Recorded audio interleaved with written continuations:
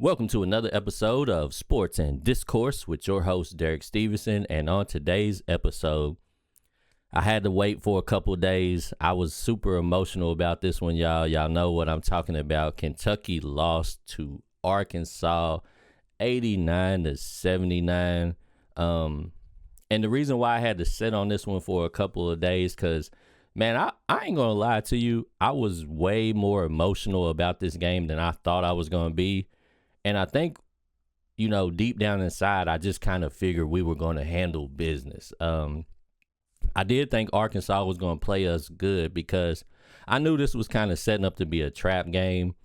I knew the one thing that I was worried about was I was worried that Adu, Thero, DJ Wagner, and Big Z were going to be super excited and super focused, locked in for this game, and they actually were. Probably more than I've ever seen them in their whole entire careers.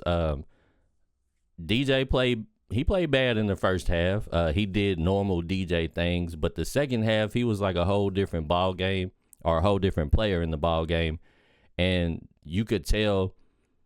That's where you could see we needed Lamont Butler on the court, because I do believe that Lamont Butler could have countered some of DJ's activity in the second half, because I think on ball he could give DJ a lot of problems. He could have slowed DJ down.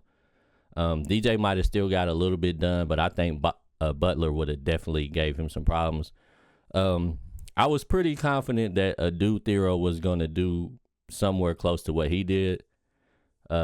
He's been pretty consistent this year. He's had a lot of growth in his game. And I actually think he would have flourished if he would have stayed at Kentucky. But, I wasn't too surprised with what he did. Big Z, I definitely didn't expect that out of him, because Big Z's been really disappointing, to be honest with you. When I profiled him and looked at him when he was coming over from Croatia, I thought he was going to be a much better player. And he still ain't figured it out, but he had it together for, of course, his game against us. But let's get into some of the numbers and see how this turned out the way it did. First of all, everybody should know Arkansas definitely, and I'm not trying to be disrespectful, but this was definitely Arkansas's Super Bowl. They was ready. Calipari said that he pulled them three guys, to the side and talked to them about it, because he just, as much as Calipari is going to downplay this victory, he wanted this. You know what I mean? This meant something to him. I know it probably took a big weight off of his shoulders, because Arkansas is absolutely garbage this year. They probably won't make the tournament, because I feel like they're going to go right back to doing Arkansas basketball things. They're going to lose more games at the end of the season. They're going to miss the tournament. But this one Kentucky victory is something that probably can give the fans some motivation and have them to hang in there with Cal, because I feel like they was already done with Calipari. And a lot of the things that he was doing that kind of annoyed and upset our fan base, he already was starting to do down there. So I feel like this one might have gave him a little bit of grace. But let's just be honest. Arkansas shot 55% from the field, 52% from three, and that was the key right there. They have a terrible three-point shooting team, and they shot 52%. So it was just kind of their night, man. Like I said, I do feel like us not having Butler out there on the perimeter, I think he would have slowed some of that stuff down, and he would have made it difficult for some of those guards to get loose. But it is what it is. Both teams was pretty even on the rebounding. The one thing is they had 10 steals, and we had 13 overall turnovers. And I believe that the one thing that can keep us from being a great team that can make a run for the championship is now we are turning the ball over way more than we used to.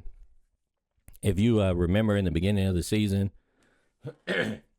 excuse me, if you remember in the beginning of the season, we was going crazy with the assist to turnover ratio. We was getting 20 plus assists a game, and we was having under 7 turnovers. So we were handling the ball really well and getting guys open shots. And, we had 13 turnovers. The last few games, we've been struggling. And a lot of the turnovers have just been it's been simple turnovers that you just wouldn't expect from guys that have this much experience. Guys just been telegraphing passes, just trying to force the ball to certain spots. So we really going to have somebody emerge as the primary playmaker for this team, somebody that we can be for sure is going to handle the ball correctly, somebody that's going to get the ball to people exactly when they need it and where they need it, somebody that can kind of determine some of the matchups, because I'm going to be honest, Amari Williams normally isn't a great offensive matchup, but he was absolutely destroying Big Z. Big Z is trash on defense. We know that, and Amari was exploiting that, and he did give Z 22, but I feel like he could have went for 30 on Z. So we should have been getting him the ball more, because Big Z is going to probably either foul out or he was going to give up a 30 ball to Amari. So we kind of let him off the hook a little bit right there, if you ask me. But we didn't really actually play bad. We just turned the ball over too much. We shot 48% from three. We shot 48% from the field. We shot 44 from three. So we actually played good enough to win if we didn't turn the ball over so much. But that was just the key, man. The turnovers just killed us. And it was no way for us to overcome that. And if we want to continue to improve, we have to start handling the ball better.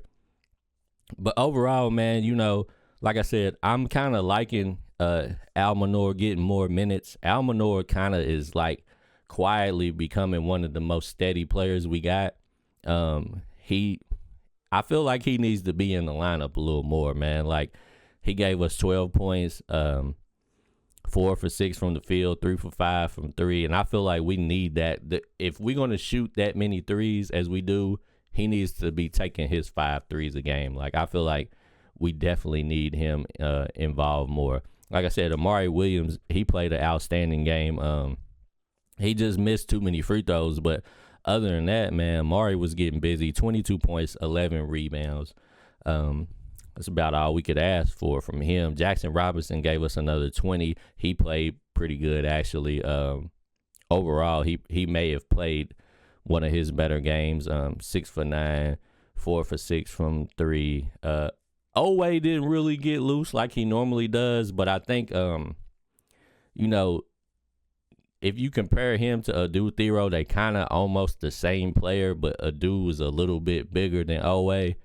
But I think Oweh might be a little better defender than Adu, but they kind of play the same style of game. Oweh might be a little bit better shooter, but they kind of are the same exact person. So Oweh got canceled out a little bit because Adu was on point.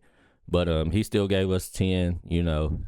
He still kind of sort of did his normal production, but just a little bit less. Barea couldn't really get loose, and like I've been saying, Barea is one of those guys. We have to have Barea, I feel like, going for double-digit numbers, man. We got to at least get 10 out of Barea, but more closer to 20.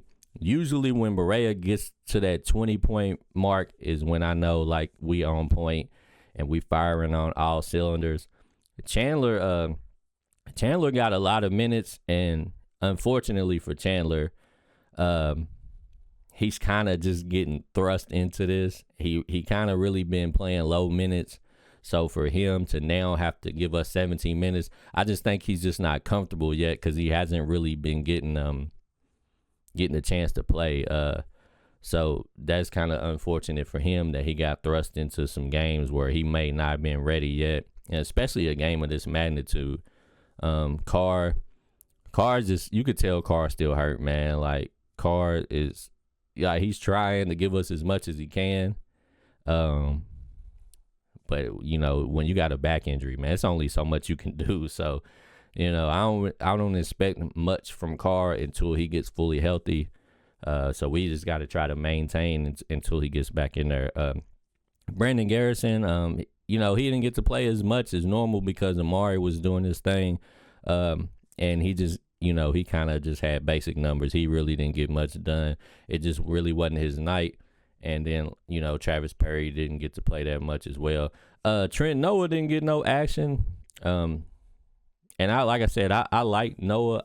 I feel like Noah's a good shooter, and I feel like I feel like at some point I'm gonna be real confident with him in the game. I don't know if he was injured or if he just didn't get no clock or whatever it was, but he didn't get no action, and that's kind of unfortunate. But like I said, with the guys that we got healthy, we just have to make sure we get Berea cleaner looks.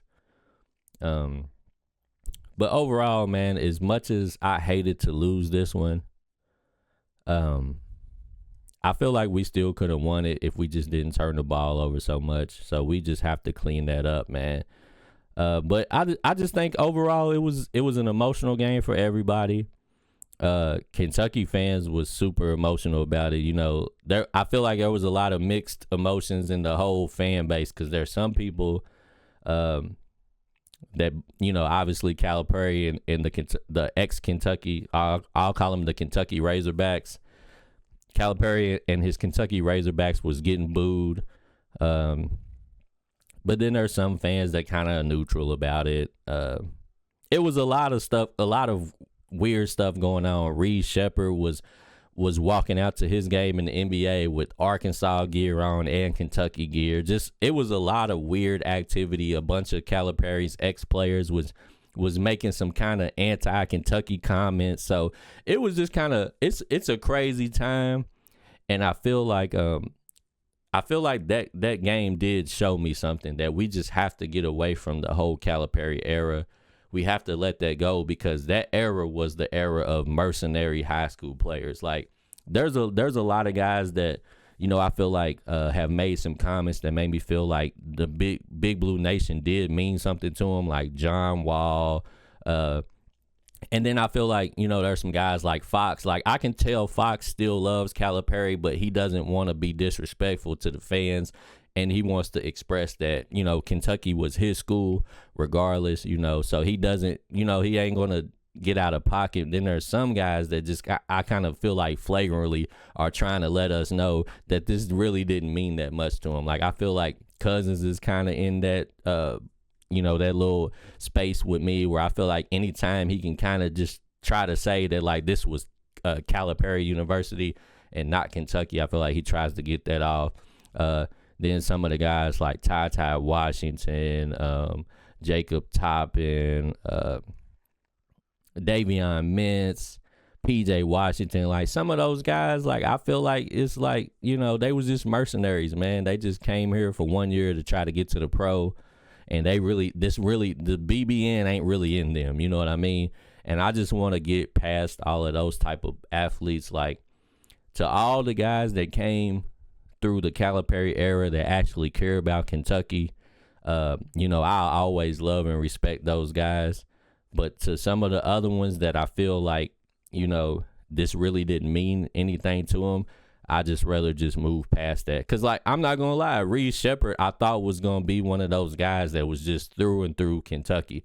And I know that, he loved his coach, and I know he wasn't going to be disrespectful to his coach, but I just didn't never think I would see Reed Sheppard in Arkansas gear. Like, it just completely like threw me for a loop. I feel like you could, like, if obviously Reed Sheppard don't care what I think, and why should he? But me personally, if I was in his shoes, I would have just made a statement like, I love my coach. There's always going to be a place in my heart for that guy, but I'm Big Blue Nation to the core. He could have just said something like that, and I think everybody would have knew what he meant, because I feel like that's kind of the place where Fox took it. And I feel like everybody respected what Fox said, you know what I'm saying? So I feel like you can still show respect to the people that you love, because at the end of the day, the players don't know us as the fans. They know their coach personally. So I understand that they got love for the coach, but a lot of us, man, we've been BBN since we was born, and this really means a lot to us. So, I was a little disappointed to see how some of the guys kind of handle that. But, I guess they can just look at it like, the fans turn on them, or the fans don't really care. Like, I can see both sides of it, because one thing about Kentucky is we care about Kentucky, and some of our fans are going to get out of pocket. Like, it just is what it is. But I do think that happens with all fan bases. I just think for some reason it's amplified more with Kentucky. But yeah, man, I just think it was a super emotional game for everybody. I think this was to just think about our team. I feel like our team, this was just another game for them, and they weren't completely locked in. I think this may have been their first time actually really getting to experience. This is what BBN basketball actually is about, like the rivalries and you know, all the drama like that, because you know, none of them, they ain't got no beef with Calipari or none of these other players. Like, they just trying to play basketball, trying to win.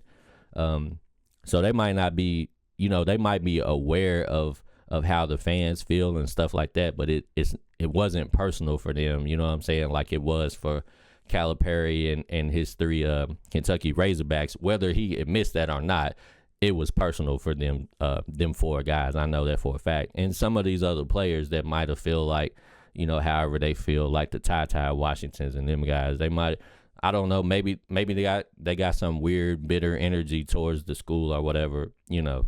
But yeah, man, it just, I'm glad this game is over with. And I hope that our Kentucky players just move past it. I hope the fans move past it. Now we can just, you know, we know it is what it is. Calipari's gone. He's came back in here. He beat us one time. So now we can just move forward and we can just ignore him and stop worrying about Arkansas. After this year, you know, he probably won't even have any players that played for us anymore. So we can just get past that, man, because I'm just tired of it. I just want to get back to focusing on Kentucky, and I want us to finish the season strong. I still love what Mark Pope is doing. I still love our team. We've had a couple of I guess you would call it bad losses this season. We've shown that when we bring our A game, we can play and beat anybody in the country. We've you know, obviously with what we've done with our top 10 victories this season, we can get on point when we got to get on point. But we've had a couple of letdowns, and this was one of those letdown games. And I, you know, I feel like if we end up seeing Arkansas in the SEC tournament or something like that, I feel like we will smack Arkansas the next time around, because I feel like we'll be focused, we'll be more healthy, and I don't know if the Arkansas boys is capable of doing that again. Like, we'll see. But they haven't been doing it all year except for Adu Thero. So we'll see if that's really who they are as players, if they really turn in the corner, or if that was just, you know, a one-time thing because they was excited to play against us to try to prove something to the fans. But yeah, man, I'm just ready to get past it. Tonight we got who we got tonight? Is it hold on. Who we got tonight, man? I think it's Ole Miss, right? But yeah, man, I'm just ready to get past it, and I think everybody is. I think, yeah, we got Ole Miss tonight. I'm just ready to get past it and move on, man. Let them guys do what they got to do down there in Arkansas, and us handle our business, because I still think we got some work to do this year. I still think we can make a great run. I think we definitely getting out of the first round of the tournament this year, so you know, we still got some stuff to do, but we got to just focus on not turning the ball over, man. As long as we can get that under control, I think we'll be able to play with anybody in the country. So anyways, man, you know, like I said, this was an emotional game for me. I didn't realize how emotionally invested I was. That's why I just sat on it for a little while before I even made my video. But you guys let me know what you think about it and how, you know, what were your feelings about everything, from the booing Calipari to the ex Kentucky players, to our players, our coaching. Let me know what you think about it, and we'll get back at it next time. Sports and Discourse with Derek Stevenson.